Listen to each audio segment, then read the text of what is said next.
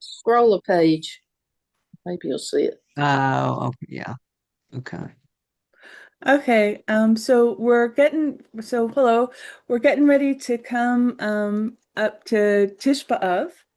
So the Talmud story that we're learning today is one that's always told that's very related to Tish B'Av. It's the story of Kamsa and Bar Kamsa. In Aramaic, Kamsa means locust. So it's really locust and son of locust. I am going to share my screen. Can I have if you can read this, maybe you can volunteer to read.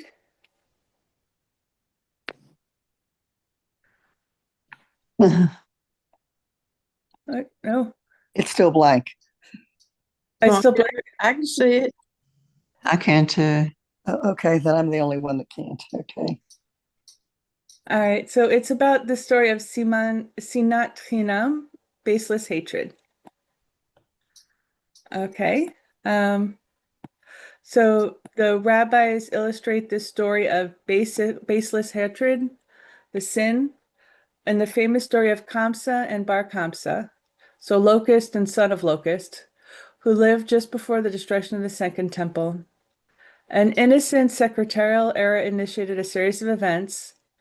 A scene at a party, the expulsion of the invited guests, we're going to read about that ultimately led to the destruction of the temple.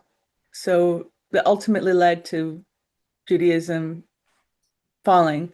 Remember, the Second Temple was destroyed when the Romans invaded and conquered all of the Levant, including Israel.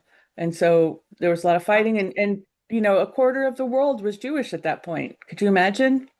Oh, Imagine living in a world that was a quarter Jewish. No. And so the Romans invaded. They, really, this was around the time of Jesus. They had put a stronghold on the temple.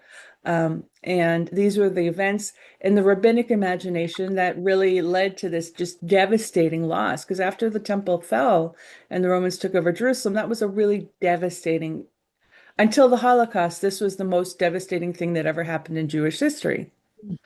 Now we have outdone ourselves, but you know, until that point, it was really, really quite a devastation. So the rabbis were looking for meaning. And they have a couple of stories of why that happened, and this is one of the most well-known ones. So while these explanations seem simplified, like the story that we have seems simplistic, historians confirm that disputes within the Jewish community inside the besieged Jerusalem, including violence and the destruction of property, were significant factors in the city's downfall. So maybe this story, they're saying like this story that we have in the Talmud is a parable, it's a story. Maybe it was true, I don't know. But they say like even your most significant scholar is saying that fighting amongst Jews led to the downfall. What's the definition of that Senate? What is that up there? Senat, Senum. What does that mean? Sinat Chinam. Yeah. What does that mean? Baseless hatred. It's when you hate somebody for no reason. Okay. You just can't be placated. Mm-hmm. Okay. Can you read the Kamsa and Bar Kamsa? And yeah, you want me to read that? Yeah. Okay. Let's scroll up here. Okay. All right. Moreover, a touch of humor perhaps attends the names of Quamsa and Bar Quamsa, reminiscent of Tweedledum and Tweedle. Unattested and the name elsewhere in rabbinic literature, the designation Quamsa may relate to the didactic purposes of the storyteller. The Quamsa means locust in Aramaic, rendering the two characters Locust and Son of Locust, or Mr. Locust and Locust Jr., shades the playful tone with an intimidation of looming troubles. Locust possesses destructive potential invading suddenly, swarming through fields, leaving desolation for miles. Starvation and death, motifs that emerge later in the story, typically follow the arrival of locusts. And when two locusts surface, more are sure to follow. Now the guests enjoy the food, drink, and gaiety of the banquet, but their state of plenty has been jeopardized by the advent of locusts. Okay, so now we're in Gittin, which is actually a get is a divorce. So this is a book about how to get divorced, but it has all kinds of fights and talks about all kinds of fights and hatreds, as I suppose is appropriate in a book about divorce. Okay, so you ready? Yeah. The Gemara explains Jerusalem was destroyed on account of Kamsa and Kamsa. There was Kamsa, Kamsa. Oh, okay. Sorry. Tweedledee and Tweedledum. There was a certain man whose friend was named Kamsa and whose enemy was named Bar Kamsa. The man once made a large feast and said to his servant, "Go bring me my friend Kamsa." The servant went and mistakenly brought the man his enemy Bar Kamsa. All right. You guys he's throwing a party, invite this guy, instead his enemy shows up. Okay. The host said to Bar Kamsa, "No, you must leave." Bar Kamsa said to the host, "I will give you money for half of the feast. Just do not send me away." The host said to Bar Kamsa, "No, you must leave." Bar Kamsa then said to him, "I will give you money for the culture feast. Just let me stay." The host said to him, "No, you must leave." Finally, the host took Bar Kamsa by his hand, stood him up, and took him out. After having been cast out from the feast, Bar Kamsa said to himself, "Since the sages were sitting there and did not protest the actions of the host, although they saw how he humiliated me, learn from it that they were content with what he did. I will therefore go and inform against them to the king." Bar Kamsa went and said to the emperor, "The Jews have rebelled against you." The emperor said to him, "Who says that this is the case?" Bar Kamsa said to him, "Go and test them. Send them an offering to be brought in honor of the government and see whether they will sacrifice it." Okay, so what's happening here? They chuck Bar Kamsa out of the party. They humiliate him. They're not very nice people. The sages, the rabbis, are sitting at the table. They don't say anything. Bar Kamsa's all kinds of upset. So little squirrely little putz goes and tells the A real troublemaker, isn't he?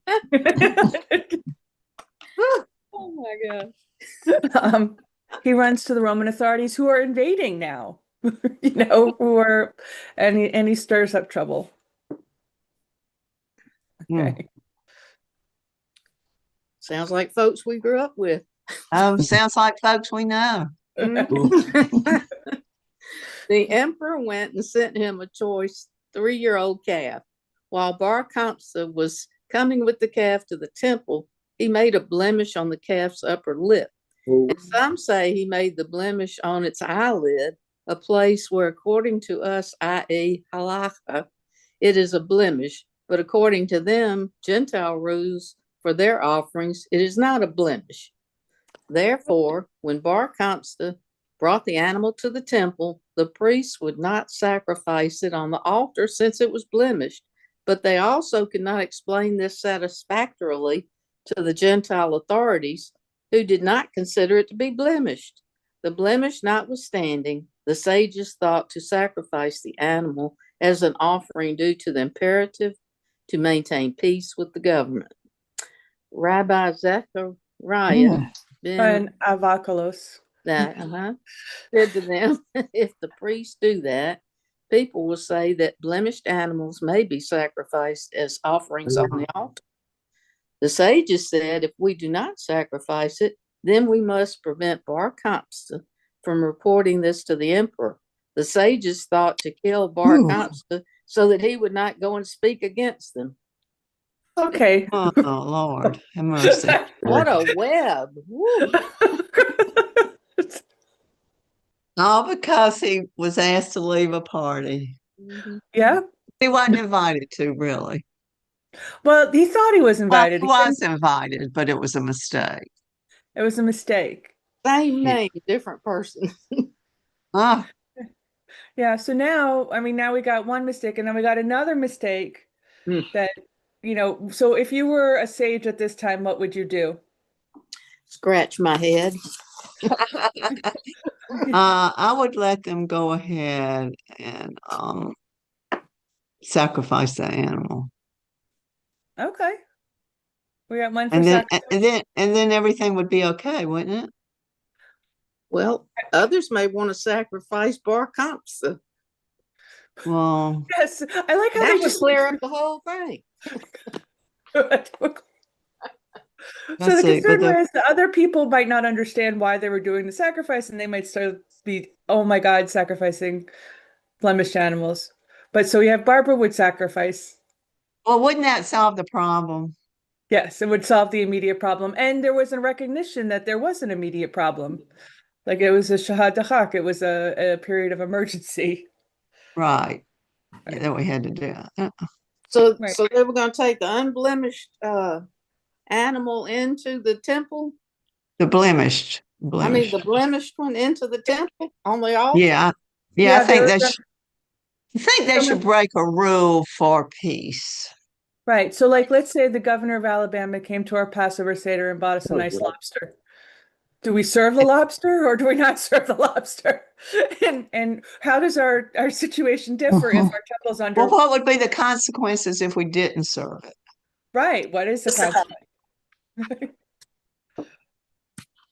I think Right. So, that's if it meant that he was going to, kick us all out of Alabama, I guess we'd serve it. I don't know. It's just, yeah. All right. Shall we read on? See how this gets resolved? Yes. yeah, can't wait. Okay. Rabbi Zechariah said to them, if you kill him, people will say that one who makes a blemish on a sacrificial Oh animal my God. on sacrificial animals is to be killed. As a result, they did nothing. Bar Kamsa's slander was accepted by the authority, and consequently, the war between the Jews and the Romans began. Rabbi Yohanan says the excessive humility of Rabbi Zechariah ben whatever destroyed our temple, burned our sanctuary, and exiled us from our land. Was it worth it? They say No. no. Yeah, the Talmud's definitely saying they should have either accepted the sacrifice or killed Bar Kamsa, one of the two. Yeah, I mean, Right. really. All right, let me go on. Yeah. Read the story carefully. Who were the parties that contributed to the result? What was the speech? What was the straw that broke the camel's back? And do the behaviors and social tensions in this story arise in modern contexts? Amen. Yes, the answer to the last one is yes. Yeah. Yeah. Okay. Oh, sorry. Should I keep sharing? Well, okay. Just let me spotlight myself. Okay. So, Now, yeah. I would be thinking, well, if you put the blemished one in there on the altar, then you've unkoshered the holy place and all that stuff, Right. Yeah, but because you didn't, there was war and the destruction of the temple and what else? Eradication of the Jews. That's So, a lot worse than just. yeah, but on one hand, you're obeying God. And on the other hand, you're trying to make a modern decision on an issue. So, which do you Yeah. do? Do you obey God's, the laws, or do you? I mean, it depends on which sages those were. Yeah. Right. You can are you more afraid of God or are you more afraid of Man. man? In this case, we should have been more afraid of men. No, but I God, think maybe we should. so. And Oh, God yes, says, don't relax. God says, I think don't. God would have understood. Right. Or is the correct thing to murder the person who is, committing treason. It's an option. Maybe. Maybe. Right. Or is it because we didn't, the way I read it, once you stop, because the sages weren't nice people, they didn't stop people from being humiliated, Yeah. then they lost the right to have a perfect sacrifice. Like the perfect sacrifice to kosher comes after being nice to each other. Mm. That's Good how I read it. story. What? Good story. Oh, I'm glad you liked it. That's our story for today. And that's the story that gets, so it's Kamsa and Bar Kamsa. And so if someone comes to your party and isn't invited, don't embarrass them. Let them stay. Be nice to Tweedledee and Tweedledum. Oh, those words are going to mean so much more now, those two names. Like a song stuck. But yeah. But yeah, I mean, and also when you watch the news today, I mean, Israel, I don't think Israel's in an existential threat. I think Israel will pull through this, but there's definitely sinat chinam going on around this issue. And there's unity, but there's also disunity, and we have to make sure that we're together. And who hates each other just for no reason, and who's not nice to each other for no reason. Yeah. And this is a really famous story in the Torah, is in the Talmud. I'll try to bring more stories in the Talmud. I mean, did you guys like this in terms of? Yeah, Yeah. Okay. we did. Yes. Very thought provoking. So, Rabbi, one more time, just explain what the Talmud is. I mean, we've heard it all our lives and we kind of know, but Sure. So in this, so you had Israel, the nation of Israel, which was really big and mighty actually once upon a time. And then it was, it got invaded and it got overridden. And so finally at the time, like, so like, all right, I'm gonna go this concept of oral law. Let's say like the written law is you can't speed, the speed limit is 55 miles per hour. The oral law is everybody goes however fast they want on Airport Road. On this junction, there's always a cop, so you need to watch it there. And on this bank, you need to and this bank, you have to whatever. Like not everything's written down. Even in our own society, not every law is yeah, written down. It's like that's oral law. Oral law is like the stories and right. yeah. So the Talmud is when you had this coherent community and you had written law and you had oral law, you had the Torah, which is like constitution, I guess, and then halacha, then you had like I'll pay, you had oral law, whatever. Okay, and then the Romans invaded and the Sanhedrin fell. And so a lot of rabbis ran to Yavne, ran to a different location, and they compiled, books so that the oral law wouldn't be lost in this time of incredible upheaval.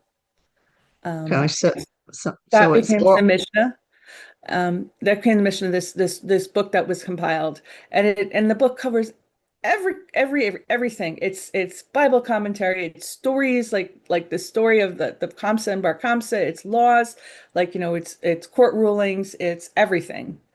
And then about 200, 300 years later, there's another book called the Gemara that was codified. And again, it covers everything. And it explains what was going on in the Mishnah. And so the Mishnah plus the Gemara is the Talmud.